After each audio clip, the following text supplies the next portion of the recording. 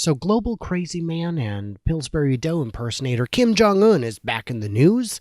He's got better publicists than the Kardashians, although he does spend a little bit more money at it and makes far less for it. It's amazing. Kim Jong-un has declared that he has detonated a hydrogen bomb, a working hydrogen bomb.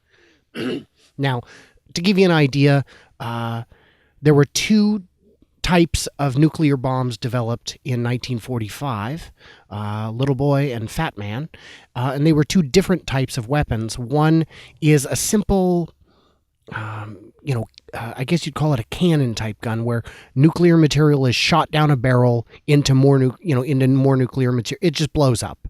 Very simple device. Fat Man, on the other hand, requires the entire thing to be compressed at once into a nuclear bomb. Much more complicated, and with a higher yield because, it's a more complicated device. That's the whole point of having something more complicated, is that it should be better or worse or more destructive.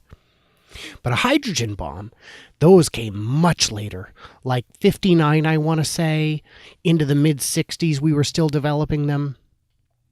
Hydrogen is excellent for nuclear fission, with the only downfall being hydrogen doesn't store well. So a hydrogen bomb is actually a nuke inside of a nuke, meaning your margin for error is exponential, as is your yield. The two largest bombs ever set off, I want to say Castle Bravo and Tsar Bomba. Tsar Bomba for sure. That's the biggest one ever. I want to say 35 megatons. I mean, just earth-scorching. Turned an entire island into glass. Just stupid. That caused the world to sign the Nuclear Non-Proliferation Treaty because we realized this is getting out the hell of hand. We got to rein it in.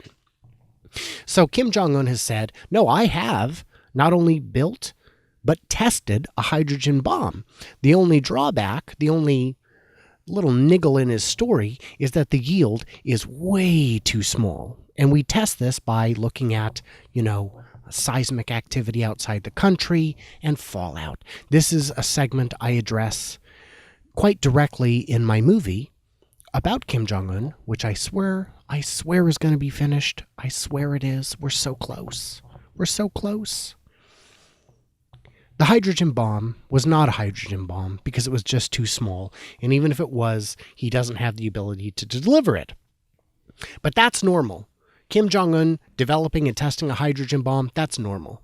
South Korea's reaction was to set up loudspeakers at the DMZ border and blast K-pop across into North Korea, which Kim Jong-un declared, and I'm not making this up, a provocation of war.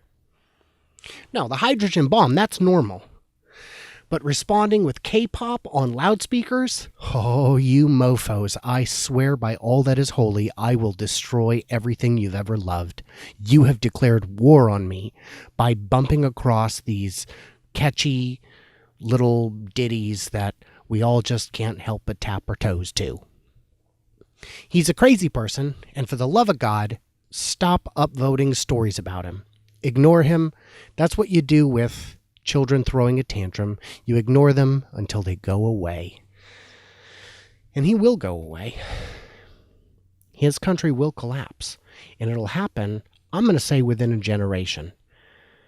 And heaven help the Chinese and the South Koreans when it does, because the poverty, the dereliction, the need, it's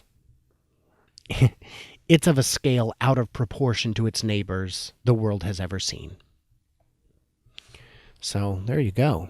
Kim Jong-un, crazy man of the